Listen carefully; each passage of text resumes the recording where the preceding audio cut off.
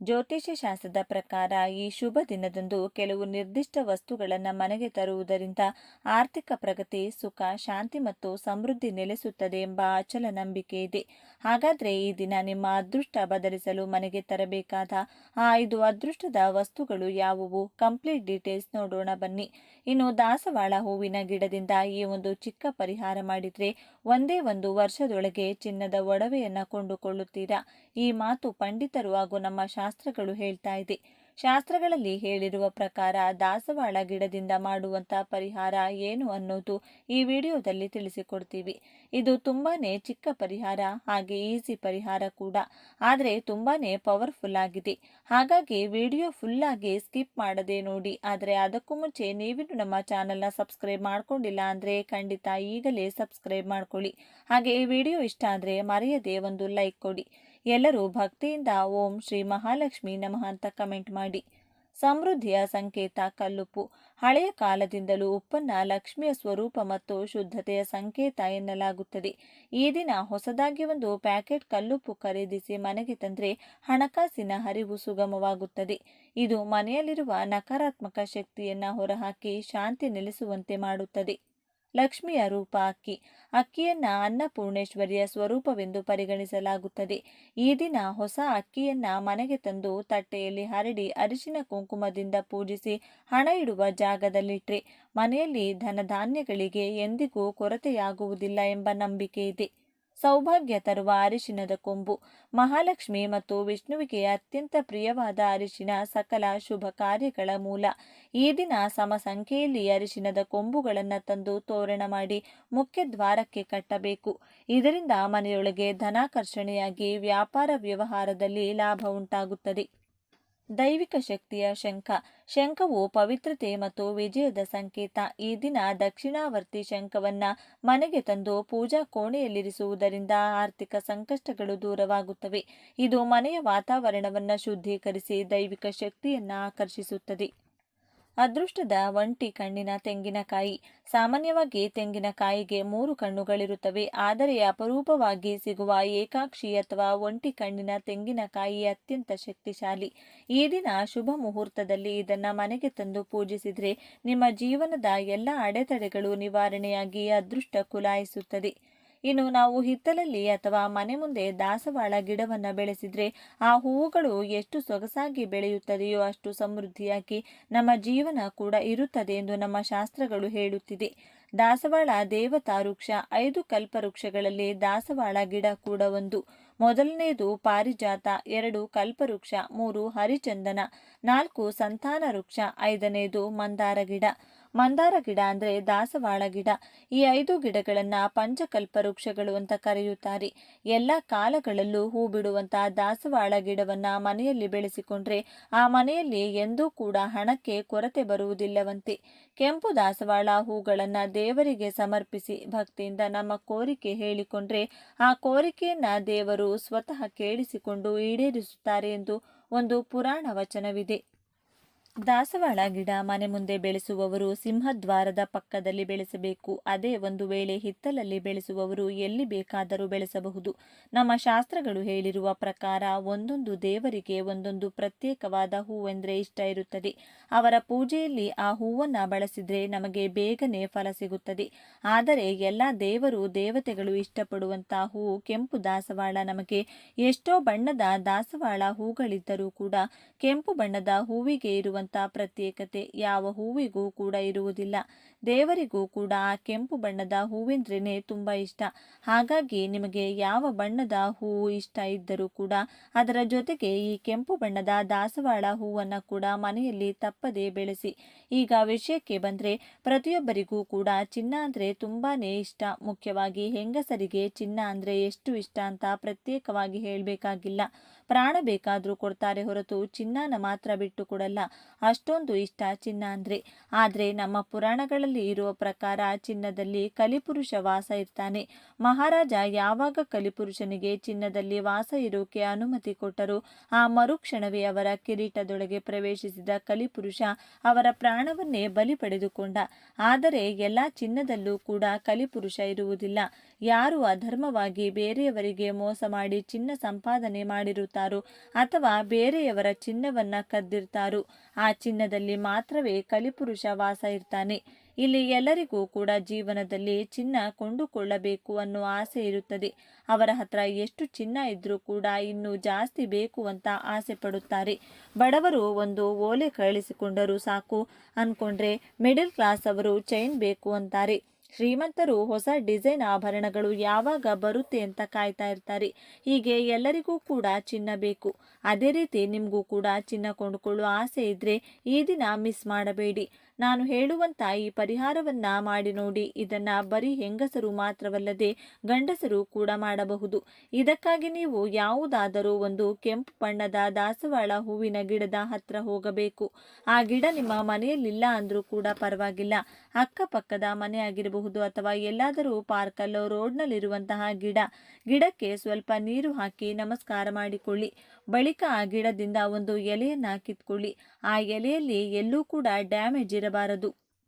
ಚೆನ್ನಾಗಿ ದೊಡ್ಡದಾಗಿರುವಂತಹ ಎಲೆಯನ್ನ ಕಿತ್ಕೊಂಡು ಬನ್ನಿ. ಆ ಎಲೆಯನ್ನ ಮನೆಗೆ ತಂದು ಚೆನ್ನಾಗಿ ತೊಳೆದು ಆ ಎಲೆ ಫುಲ್ ಕವರ್ ಆಗೋ ತರ ಅರಿಶಿನ ಹಚ್ಚಬೇಕು. ಅಂದ್ರೆ ಎಲ್ಲೂ ಕೂಡ ಹಸಿರು ಬಣ್ಣ ಕಾಣಿಸಬಾರದು, ಅಷ್ಟು ಚೆನ್ನಾಗಿ ನೀವು ಅರಿಶಿನವನ್ನ ಹಚ್ಚಬೇಕು. ಬಳಿಕ ಅದನ್ನ ಲಕ್ಷ್ಮೀ ದೇವಿ ಫೋಟೋ ಮುಂದೆ ಇಟ್ಟು ಅದರ ಮೇಲೆ ಎಷ್ಟಾಗುತ್ತೋ ಅಷ್ಟು ನೆನೆಸಿಟ್ಟಿರುವಂತಹ ಕಡಲೆ ಕಾಳುಗಳನ್ನ ಹಾಕಬೇಕು. ರಾತ್ರಿನೇ ನೆನೆಸಿಟ್ರೂ ಕೂಡ ಪರವಾಗಿಲ್ಲ ಅಥವಾ ಒಂದು 4 ಗಂಟೆ ಮುಂಚೆ ನೆನೆಸಿಟ್ರೂ ಕೂಡ ಪರವಾಗಿಲ್ಲ. ಆ ಎಲೆಯಲ್ಲಿ ಎಷ್ಟು ಹಿಡಿಸುತ್ತೋ ಅಷ್ಟು ಕಡಲೆ ಕಾಳುಗಳನ್ನು ಹಾಕಿ. ನೀವು ಕಡಲೆಕಾಳು ನೆನೆಸುವಾಗ ಸ್ವಲ್ಪ ಅರಿಶಿನ ಕೂಡ ಹಾಕಿ ನೆನೆಸಿರಬೇಕು.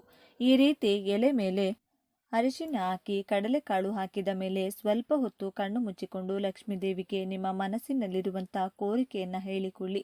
ನಿಮಗೆ ಒಡವೆ ಬೇಕು ಅಂದರೆ ಅದನ್ನೇ ಹೇಳಿ. ಹಣ, ಆರೋಗ್ಯ, ಸಿರಿ ಸಂಪತ್ತು, ಐಶ್ವರ್ಯ, ಸಂತೋಷ ಹೀಗೆ ಏನು ಬೇಕೋ ಅದನ್ನ ಕೇಳಿ. ಆದರೆ ಒಂದೇ ಒಂದು ಕೋರಿಕೆ ಮಾತ್ರನೇ ನೀವು ಕೇಳಬೇಕು. ಅದರ ನಂತರ ನೀವು ನಾರ್ಮಲ್ ಆಗಿ ಪೂಜೆ ಮಾಡಿ ಮುಗಿಸಿಕೊಳ್ಳಿ. ದೇವರ ಮುಂದೆ ನೀವಿಟ್ಟಂತಹ ಆ ಎಲೆ ಹಾಗೂ ಕಡಲೆಕಾಳುಗಳನ್ನು ದಿನ ಪೂರ್ತಿ ಅದೇ ರೀತಿ ಬಿಡಬೇಕು. ಹಾಗೇನೆ ಯಾವ ಸಮಯದಲ್ಲೂ ಕೂಡ ದೀಪ ಆರದೇ ಇರೋ ಥರ ನೋಡ್ಕೊಳ್ಳಿ. ಇನ್ನು ಆ ಕಡಲೆಕಾಳು ಅಥವಾ ಆ ಎಲೆಯನ್ನು ಮುಟ್ಟೋದಾಗ್ಲಿ ಕದಲಿಸೋದಾಗ್ಲಿ ಮಾಡೋಕೆ ಹೋಗಬೇಡಿ.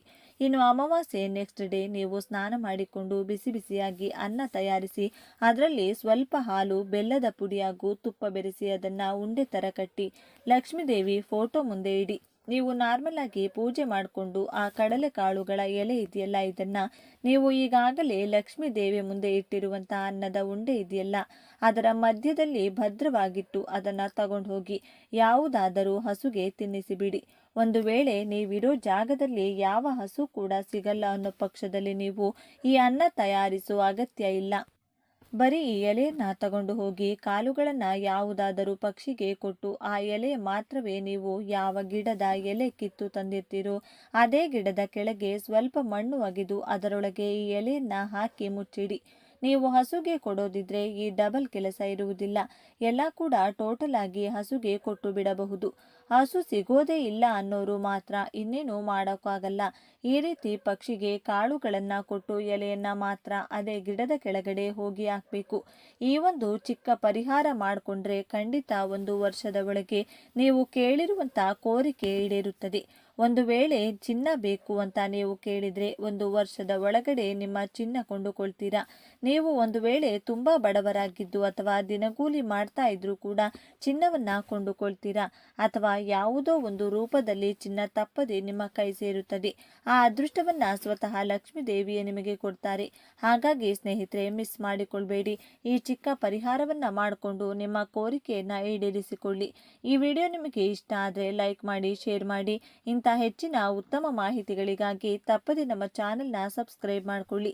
ನಾಳೆ ಮತ್ತೊಂದು ವಿಡಿಯೋದೊಂದಿಗೆ ಭೇಟಿಯಾಗೋಣ. ಈ ದಿನದಂದು ದೇವಾನುದೇವತೆಗಳ ಶಕ್ತಿ ಭೂಮಿಯ ಮೇಲೆ ಆವರಿಸುತ್ತದೆ. ಇಂತಹ ಪವಿತ್ರವಾದ ದಿನದಂದು ರಹಸ್ಯವಾಗಿ ನಿಮ್ಮ ಮನೆ ಬಾಗಿಲಿಗೆ ಇದನ್ನ ಕಟ್ಟಿದ್ರೆ ನಿಮ್ಮ ಮನೆಯಲ್ಲಿರುವ ಸಕಲ ದೋಷಗಳು ಹೋಗಿ ಅಷ್ಟೈಶ್ವರ್ಯ ಪ್ರಾಪ್ತಿಯಾಗುತ್ತದೆ. ಮನೆಯಲ್ಲಿರುವ ದರಿದ್ರವೆಲ್ಲ ಹೋಗಿ ನೀವು ಊಹಿಸಿರದಷ್ಟು ಹಣ, ಸಂಪತ್ತು ನಿಮ್ಮ ಮನೆಗೆ ಬರುತ್ತದೆ. ಹಾಗಾದರೆ ಈ ದಿನದಂದು ನಿಮ್ಮ ಮನೆ ಬಾಗಿಲಿಗೆ ಅಂದರೆ ಮನೆಯ ಮುಖ್ಯ ದ್ವಾರಕ್ಕೆ ಯಾವ ವಸ್ತು ಕಟ್ಟಬೇಕೆಂದು ಈಗ ನಾವು ತಿಳಿದುಕೊಳ್ಳೋಣ. ಆದರೆ ಅದಕ್ಕೂ ಮುಂಚೆ ನೀವಿನ್ನು ನಮ್ಮ ಚಾನಲ್ನ ಸಬ್ಸ್ಕ್ರೈಬ್ ಮಾಡ್ಕೊಂಡಿಲ್ಲ ಅಂದರೆ ಖಂಡಿತ ಈಗಲೇ ಸಬ್ಸ್ಕ್ರೈಬ್ ಮಾಡ್ಕೊಳ್ಳಿ. ಹಾಗೆ ಈ ವಿಡಿಯೋ ಇಷ್ಟ ಆದರೆ ಮರೆಯದೆ ಒಂದು ಲೈಕ್ ಕೊಡಿ. ಎಲ್ಲರೂ ಭಕ್ತಿಯಿಂದ ಓಂ ನಮಃ ಶಿವಾಯ ಅಂತ ಕಮೆಂಟ್ ಮಾಡಿ. ಪ್ರಿಯ ವೀಕ್ಷಕರೇ, ಸ್ನೇಹಿತರೆ, ನಮ್ಮ ಬಾಯಿಂದ ಬರುವ ಮಾತುಗಳಿಂದ ಕೆಲವರಿಗೆ ಸಂತೋಷವಾದರೆ ಕೆಲವರಿಗೆ ದುಃಖವಾಗುತ್ತದೆ, ಇನ್ನು ಕೆಲವರಿಗೆ ನೋವಾಗುತ್ತದೆ. ಹಾಗಾಗಿ ಅತಿ ಪವಿತ್ರವಾದ ಈ ದಿನ ಯಾರೂ ಸಹ ತಮ್ಮ ಬಾಯಿಂದ ಕೆಟ್ಟ ಪದಗಳ ಬಳಕೆ ಮಾಡಬಾರದು ಎಂಬ ಕಾರಣದಿಂದ ಅಂದು ಮೌನವ್ರತ ಆಚರಿಸಬೇಕು ಎನ್ನುವ ಆಚಾರ ವಿಚಾರಗಳನ್ನು ನಮ್ಮ ಪೂರ್ವಿಕರು ಅಂದಿನ ಕಾಲದಿಂದಲೂ ತಪ್ಪದೆ ಪಾಲಿಸಿಕೊಂಡು ಬಂದಿದ್ದಾರೆ. ಈ ದಿನದಂದು ಯಾರು ಅಪ್ಪಿತಪ್ಪಿ ಕೆಟ್ಟ ಮಾತುಗಳು ಬಳಸುತ್ತಾರೋ ಅಂಥವರಿಗೆ ಜೀವನದಲ್ಲಿ ನೂಲು ದಾರದಷ್ಟು ಸಹ ಒಳ್ಳೆಯದಾಗುವುದಿಲ್ಲ.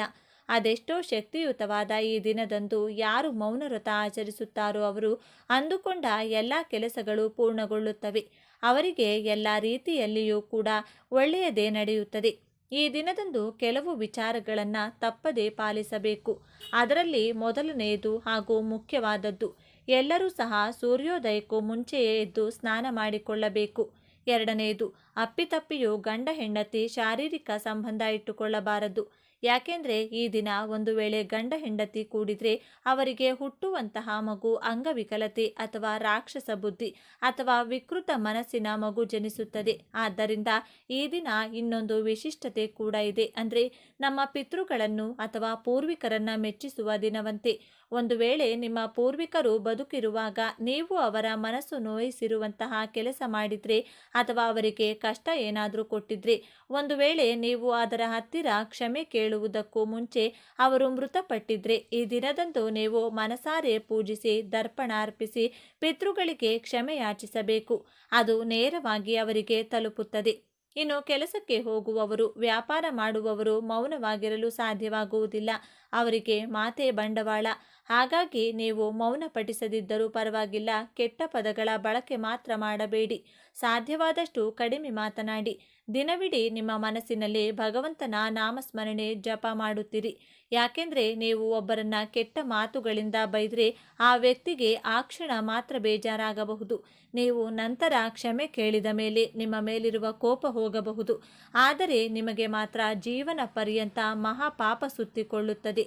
ಒಮ್ಮೊಮ್ಮೆ ಮುಂದಿನ ಜನ್ಮಕ್ಕೂ ಕೂಡ ಈ ಪಾಪ ನಿಮ್ಮನ್ನ ಬಿಡುವುದಿಲ್ಲ. ಹಾಗಾಗಿ ಮರೆತೂ ಕೂಡ ಕೆಟ್ಟು ಮಾತುಗಳನ್ನು ಆಡಬೇಡಿ. ನೀವು ಇತರರನ್ನ ಬೈಯುವ ಪ್ರತಿಯೊಂದು ಮಾತು ಅವರಿಗೆ ವರವಿತ್ತಂತೆ, ಆದರೆ ನಿಮಗೆ ಶಾಪವಿತ್ತಂತೆ. ಇನ್ನೊಂದು ಮುಖ್ಯವಾದ ವಿಷಯ ಏನೆಂದರೆ, ಈ ದಿನ ಅಂದರೆ ಆಲದ ಮರದಲ್ಲಿ ಈ ಭೂಮಿಯ ಮೇಲಿರೋ ಎಲ್ಲ ನಕಾರಾತ್ಮಕ ಶಕ್ತಿ ಕೂಡ ಆವರಿಸಿರುತ್ತದೆ.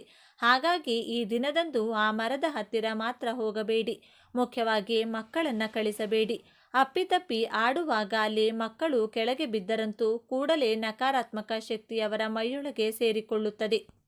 ಇನ್ನು ಈ ದಿನದಂದು ರಹಸ್ಯವಾಗಿ ನೀವು ನಿಮ್ಮ ಮನೆಯ ಮುಖ್ಯದ್ವಾರ ಅಥವಾ ಸಿಂಹದ್ವಾರಕ್ಕೆ ಕಟ್ಟಬೇಕಾದ ವಸ್ತು ಏನೆಂದರೆ, ಮೊದಲು ಒಂದು ಕಪ್ಪು ಬಟ್ಟೆ ತೆಗೆದುಕೊಳ್ಳಿ. ನಿಮ್ಮ ಕೈನಿಂದ ಒಂದು ಹಿಡಿ ಕಪ್ಪು ಎಳ್ಳು ತೆಗೆದುಕೊಂಡು ನಿಮ್ಮ ಮನೆಯಲ್ಲಿರುವ ಕೆಟ್ಟ ಪ್ರಭಾವವೆಲ್ಲ ಈ ದಿನದೊಂದಿಗೆ ನಾಶವಾಗಬೇಕು. ನಾವು ದಿನದಿಂದ ದಿನಕ್ಕೆ ಅಭಿವೃದ್ಧಿಯಾಗಬೇಕು. ನಾವು ಎಂದಿಗೂ ಸಹ ಯಾವ ವಿಚಾರದಲ್ಲೂ ಕಷ್ಟ ಅನುಭವಿಸಬಾರದೆಂದು ಹೇಳುತ್ತಾ ನಿಮ್ಮ ಕೈನಲ್ಲಿರುವಂತಹ ಕಪ್ಪು ಎಳ್ಳನ್ನು ಆ ಕಪ್ಪು ಬಟ್ಟೆಯೊಳಗೆ ಹಾಕಿ. ಆ ನಂತರ ಬಿಲ್ವ ಮರದ 7 ಬೀಜಗಳನ್ನು ತೆಗೆದುಕೊಳ್ಳಿ. ಇದಕ್ಕಾಗಿ ನೀವು 7 ಬಿಲ್ವದ ಹಣ್ಣನ್ನು ತೆಗೆದುಕೊಂಡ್ರೆ ಸಾಕು. ಒಳಗೆ ನಿಮಗೆ ಬೇಕಾದಷ್ಟು ಬೀಜಗಳು ಸಿಗುತ್ತವೆ. ಒಂದು ಬಿಲ್ವ ಹಣ್ಣಿನಿಂದ 7 ಬೀಜಗಳನ್ನು ತೆಗೆದುಕೊಳ್ಳಿ. ಅದರ ಪ್ರಕಾರ 7 ಬಿಲ್ವ ಹಣ್ಣುಗಳಿಂದ 7 ಬೀಜಗಳಂತೆ ತೆಗೆದುಕೊಳ್ಳಿ. ಕಪ್ಪು ಬೀಜಗಳಿದ್ರೆ ತುಂಬ ಉತ್ತಮ. ಒಂದು ವೇಳೆ ಕಪ್ಪು ಬೀಜವಿರುವ ಬಿಲ್ವ ಮರದ ಹಣ್ಣು ಸಿಗದೇ ಇದ್ದಲ್ಲಿ ಬಿಳಿ ಬೀಜವಿರುವ ಹಣ್ಣಿದ್ದರೂ ಪರವಾಗಿಲ್ಲ. ಕಪ್ಪು ಎಳ್ಳು ಹಾಗೂ ಒಂದು ಹಣ್ಣಿನಲ್ಲಿ 7 ಬಿಲ್ವ ಬೀಜಗಳಂತೆ 49 ಬಿಲ್ವ ಬೀಜಗಳನ್ನು ಆ ಕಪ್ಪು ಬಟ್ಟೆಯೊಳಗೆ ಹಾಕಿ ಗಂಟು ಕಟ್ಟಿ ನಿಮ್ಮ ಮನೆಯ ಬಾಗಿಲಿಗೆ ಕಟ್ಟಬೇಕು. ನೀವು ಈ ಪರಿಹಾರ ಮಾಡುವಾಗ ನಿಮ್ಮ ಮನೆಯವರಾಗಲಿ ಅಕ್ಕಪಕ್ಕದ ಮನೆಯವರಾಗಲಿ ಯಾರೊಬ್ಬರೂ ನೋಡಬಾರದು. ಈ ವಸ್ತುವನ್ನು ಕಟ್ಟಿದ ನಂತರ ಯಾರಾದರೂ ನೋಡಬಹುದು. ಇದರಿಂದ ನಿಮಗೆ ನಿಮ್ಮ ಮನೆಗೆ ನಾಟಿರುವಂಥ ಕೆಟ್ಟ ದೃಷ್ಟಿ ಹೋಗುತ್ತದೆ. ಒಂದು ವೇಳೆ ಮನೆಗೆ ಬಂದ ಅತಿಥಿಗಳು ಯಾರಾದರೂ ಅದನ್ನು ನೋಡಿದರೆ ಅವರ ಕೆಟ್ಟ ದೃಷ್ಟಿ ಅದು ಕೇಂದ್ರೀಕರಿಸುತ್ತದೆ. ಇದನ್ನು 1 ವರ್ಷದ ಹಾಗೆ ಬಿಡಬೇಕು. 1 ವರ್ಷವಾದ ನಂತರ ಈ ಗಂಟನ್ನು ಹರಿಯುವ ನೀರಿನಲ್ಲಿ ಹಾಕಿ ಮತ್ತೆ ಹೊಸದಾಗಿ ಇದನ್ನು ತಯಾರಿಸಿ ಕಟ್ಟಬಹುದು. ಆದರೆ ಈ ರೀತಿ ಮಾಡೋದ್ರಿಂದ ನಿಮ್ಮ ಮನೆಯಲ್ಲಿ ನಕಾರಾತ್ಮಕ ಶಕ್ತಿ ಎಂದಿಗೂ ಬರುವುದಿಲ್ಲ. ಒಂದು ವೇಳೆ ಈಗಾಗಲೇ ನಿಮ್ಮ ಮನೆಯಲ್ಲಿ ನಕಾರಾತ್ಮಕ ಶಕ್ತಿ ಇದ್ರೂ ಸಹ ನಿವಾರಣೆಯಾಗುತ್ತದೆ. ಈ ಪ್ರಯೋಗದ ನಂತರ ನೀವು ಮುಟ್ಟಿದ್ದೆಲ್ಲವೂ ಚಿನ್ನವಾಗುತ್ತದೆ. ಅಂದರೆ ಸಕ್ಸಸ್ ಅನ್ನೋದು ನಿಮ್ಮ ಮನೆಯ ಬಾಗಿಲಿನಲ್ಲೇ ಕಾಯುತ್ತಿರುತ್ತದೆ. ನೀವು ದಿನೇ ದಿನೇ ಅಭಿವೃದ್ಧಿಯಾಗುತ್ತೀರಿ. ನಿಮ್ಮ ಮನೆಯಲ್ಲಿ ನೆಮ್ಮದಿಯ ವಾತಾವರಣ ಮೂಡುತ್ತದೆ. ಇನ್ನು ಅತ್ಯಂತ ಶ್ರೇಷ್ಠ ಹಾಗೂ ಪವಿತ್ರವಾದ ಈ ದಿನದಂದು ದೇವಾನುದೇವತೆಗಳು ಶಿವಕೇಶವರ ಸಮೇತ ಈ ದಿನ ಭೂಲೋಕ ಸಂಚಾರಕ್ಕೆ ಬರುತ್ತಾರೆ. ಈ ದಿನದಂದು ಮನೆಯಲ್ಲಿ ಮಕ್ಕಳಿದ್ದವರು ಮಕ್ಕಳ ಭವಿಷ್ಯದಲ್ಲಿ ಯಾವುದೇ ತೊಂದರೆಗಳನ್ನು ಬರಬಾರದೆಂದರೆ, ದೋಷಗಳು ಬರದೆ ಅವರ ವಿದ್ಯೆ, ಉದ್ಯೋಗ, ಸಾಂಸಾರಿಕ ಜೀವನದಲ್ಲಿ ಸುಖವನ್ನು ಕಾಣಲು ₹1 ನಾಣ್ಯದಿಂದ ಈ ಕೆಲಸವನ್ನು ಮಾಡಬೇಕು. ಏನು ಮಾಡಬೇಕು ಅಂದರೆ, ಈ ದಿನದಂದು ಸಂಜೆ ಸಮಯದಲ್ಲಿ ಎತ್ತವರು ಅಂದರೆ ಮಕ್ಕಳ ತಾಯಿ ಈ ಕೆಲಸವನ್ನು ಮಾಡಬೇಕು. ತಾಯಿ ಇಲ್ಲ ಅಥವಾ ತಾಯಿಯು ಮುಟ್ಟಾಗಿದ್ದರೆ ಮಕ್ಕಳ ತಂದೆ ಈ ಕೆಲಸವನ್ನು ಮಾಡಬೇಕು. ನಿಮ್ಮ ಮನೆಯ ತುಳಸಿ ಗಿಡದ ಮುಂದೆ 2 ವೀಳ್ಯದೆಲೆಯನ್ನು ಇಟ್ಟು ಅದರ ಮೇಲೆ ₹1 ನಾಣ್ಯವನ್ನು ಇಡಬೇಕು. ನಿಮ್ಮ ಮನೆಯಲ್ಲಿ ಹಳೆಯ ಕಾಲದಲ್ಲಿ ಸಿಗುತ್ತಿದ್ದಂಥ ಪೈಸೆಗಳು, ನಾಣ್ಯ ಇದ್ದರೆ ಇಡಿ. ಇಲ್ಲಾಂದರೆ ₹5 ನಾಣ್ಯ ಅಥವಾ ₹1 ನಾಣ್ಯವನ್ನು ಇಟ್ಟು ಆ ನಾಣ್ಯವನ್ನೇ ನವಗ್ರಹಗಳಲ್ಲಿ ಸಾಕ್ಷಾತ್ ಚಂದ್ರನ ಸ್ವರೂಪವಾಗಿ ಭಾವಿಸಬೇಕು. ಆ ನಾಣ್ಯಕ್ಕೆ ಗಂಧ ಕುಂಕುಮದ ಬೊಟ್ಟನ್ನಿಟ್ಟು ಅಕ್ಷತೆ ಹಾಗೂ ಪುಷ್ಪಗಳಿಂದ ಪೂಜಿಸಬೇಕು. ಆ ನಾಣ್ಯದ ಸುತ್ತ ಮಣ್ಣಿನ ದೀಪಗಳನ್ನು ಇಡಬೇಕು.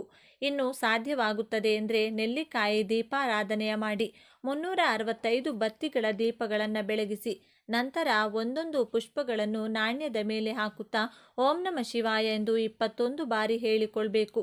ನಂತರ ಕರ್ಪೂರದ ಆರತಿ ಧೂಪಗಳಿಂದ ಪೂಜಿಸಿ ಬಾಳೆಹಣ್ಣು, ಹಾಲಿಗೆ, ಕಲ್ಲು ಸಕ್ಕರೆ ಕರಿಬೆರೆಸಿ ನೈವೇದ್ಯವನ್ನ ಮಾಡಿ ಮಕ್ಕಳಿಗೆ ಪೂಜೆಯ ನಂತರ ಆ ಪ್ರಸಾದವನ್ನು ತಿನ್ನಲು ನೀಡಿ. ಪೂಜೆಯ ಬಳಿಕ ಆ ನಾಣ್ಯವನ್ನು ತಿನ್ನಲು ನೀಡಿ. ಪೂಜೆಯ ಬಳಿಕ ಆ ನಾಣ್ಯವನ್ನು ಹಾಗೂ ಅಕ್ಷತೆಯನ್ನು ಮಕ್ಕಳು ಓದುವಂತಹ ಕೋಣೆಯಲ್ಲಿ ಅಥವಾ ಅವರು ಮಲಗುವಂಥ ಜಾಗದಲ್ಲಿ ಭದ್ರವಾಗಿ ಎತ್ತಿಡಬೇಕು. ಈ ದಿನ ಮಕ್ಕಳ ತಾಯಿ ಈ ಕೆಲಸ ಮಾಡಿ ಚಂದ್ರದೇವರನ್ನು ನೆನೆದರೆ ತಾಯಿಯಿಂದ ಮಕ್ಕಳ ಜೀವನ ಉದ್ಧಾರವಾಗುತ್ತದೆ. ಆ ಮಕ್ಕಳಿಗೆ ಭವಿಷ್ಯದಲ್ಲಿ ಯಾವುದೇ ದೊಡ್ಡ ಸಮಸ್ಯೆಗಳು ಬರುವುದಿಲ್ಲ. ವಿದ್ಯೆ, ಉದ್ಯೋಗ, ವ್ಯಾಪಾರ ಅವರು ಏನೇ ಮಾಡಲಿ ಯಶಸ್ಸು ಕಾಣುತ್ತಾರೆ. ಅಷ್ಟೈಶ್ವರ್ಯವನ್ನು ಪಡೆಯುತ್ತಾರೆ. ಪೂಜೆಯೆಲ್ಲ ಆದ ಮೇಲೆ ಒಂದು ಚೊಂಬಿನಲ್ಲಿ ಬಿಳಿ ಬಣ್ಣದ ಹೂಗಳು ಹಾಗೂ ಅಕ್ಷತೆಯನ್ನು ಹಾಕಿ ಚಂದ್ರದೇವನ ಕಡೆ ನೋಡುತ್ತಾ ಕೆಳಗಡೆ ಒಂದು ಪಾತ್ರೆಯನ್ನು ಇಟ್ಟು ಆ ಪಾತ್ರೆಗೆ ಆ ನೀರನ್ನು ಹಾಕಬೇಕು. ಅಂದರೆ ಚಂದ್ರದೇವನಿಗೆ ನೀರು ನೀಡಬೇಕು. ಕೆಳಗೆ ಪಾತ್ರೆಗೆ ಹಾಕಿದ್ದ ನೀರನ್ನು ಯಾವುದಾದರೂ ಗಿಡಕ್ಕೆ ಹಾಕಬೇಕು. ಈ ದಿನದಂದು ವೈಕುಂಠದಿಂದ ಸಾಕ್ಷಾತ್ ಮಹಾಲಕ್ಷ್ಮಿ ಹಾಗೂ ಮಹಾವಿಷ್ಣು ದೇವರು ದೇವಾನುದೇವತೆಗಳ ಜೊತೆಗೂಡಿ ಅರಳಿ ಮರದ ಮೇಲೆ ಬಂದು ಕೂರುತ್ತಾರೆಂದು ನಮಗೆ ಪೌರಾಣಿಕ ಗ್ರಂಥಗಳಲ್ಲಿ ತಿಳಿಸಿಕೊಟ್ಟಿದ್ದಾರೆ. ಆದ್ದರಿಂದ ಈ ದಿನದಂದು ಬೆಳಿಗ್ಗೆ 10 ಗಂಟೆಗೆ ಸರಿಯಾಗಿ ಅರಳಿ ಮರದ ಬಳಿ ಹೋಗಿ ಆ ಮರದಲ್ಲಿ ಮಹಾಲಕ್ಷ್ಮಿ, ವೆಂಕಟೇಶ್ವರ ಸ್ವಾಮಿ ಶಕ್ತಿ ಇರುತ್ತದೆ. ಮರದ ಕೆಳಭಾಗದಲ್ಲಿ ಜಾಗವನ್ನು ಶುಚಿಗೊಳಿಸಿ ರಂಗೋಲಿಯನ್ನು ಬರೆದು ದೀಪಗಳನ್ನು ಬೆಳಗಿಸಿ ಪ್ರದಕ್ಷಿಣೆಯನ್ನು ಮಾಡಿದರೆ ಆ ಮರದಲ್ಲಿ ನೆಲೆಸಿರುವಂತಹ ದೈವಶಕ್ತಿಯಿಂದ ನಿಮ್ಮ ಜೀವನದಲ್ಲಿನ ಎಲ್ಲ ಕಷ್ಟ ಕಾರ್ಪಣ್ಯಗಳು ಕ್ಷಣ ಮಾತ್ರದಲ್ಲಿ ದೂರವಾಗುತ್ತದೆ.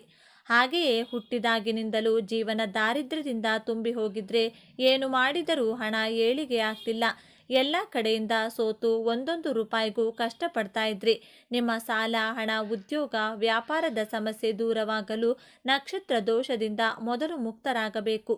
ನಕ್ಷತ್ರ ದೋಷ ಅಂದರೆ ಏನು ಅಂತಲೇ ಕೆಲವರಿಗೆ ಗೊತ್ತಿರೋದಿಲ್ಲ. ಅಂಥವರು ನಕ್ಷತ್ರ ದೋಷ ಇರಲಿ ಇಲ್ಲದಿರಲಿ ಈ ದೀಪವನ್ನು ಬೆಳಗಿಸಬೇಕು.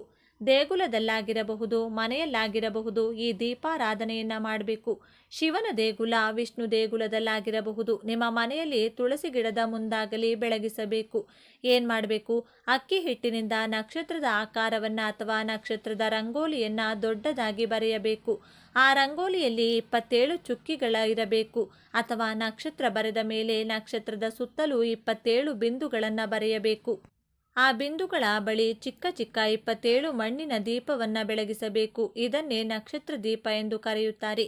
ಅನುಕೂಲ ಇದೆ ಅಂದರೆ ನೆಲ್ಲಿಕಾಯಿ ನಮಗೆ ಸಿಗುತ್ತೆ ಅಂದರೆ 27 ನೆಲ್ಲಿಕಾಯಿ ದೀಪವನ್ನು ಇಡಿ. ಇಲ್ಲ ಹಿಟ್ಟಿನಿಂದ ತಯಾರಿಸಿದ ದೀಪವನ್ನು ಬೆಳಗಿಸಿ. ಏನೂ ಕೂಡ ಸಾಧ್ಯವಾಗೋದಿಲ್ಲ ಅಂದರೆ ಮಣ್ಣಿನ ದೀಪಗಳನ್ನೇ ಇಡಿ. ಈ ದೀಪವನ್ನು ಬೆಳಗಿಸೋದ್ರಿಂದ ಮನೆ ಮಂದಿಗೆಲ್ಲ ಇರುವಂಥ ಜಾತಕ ದೋಷ, ನಕ್ಷತ್ರ ದೋಷಗಳೆಲ್ಲ ದೂರವಾಗ್ತಾ ಹೋಗುತ್ತೆ.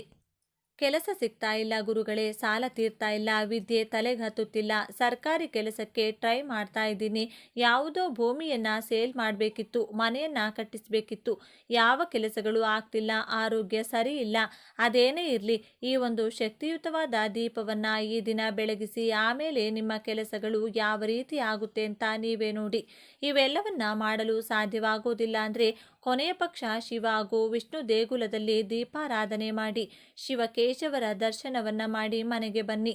ಅಲ್ಲಿ ಬೇರೆಯವರು ಹಚ್ಚಿದ ದೀಪ ಆರಿದ್ದರೆ ಅದನ್ನ ನಿಮ್ಮ ಕೈನಿಂದ ಬೆಳಗಿಸಿ. ಹಾಗೆ ಮರೆಯದೆ ಆಂಜನೇಯನ ದರ್ಶನ ಮಾಡಿ. ಇದರಿಂದ ವರ್ಷ ಪೂರ ಆಂಜನೇಯನ ಅನುಗ್ರಹ ರಕ್ಷಣೆ ನಿಮ್ಮ ಮೇಲಿರುತ್ತದೆ.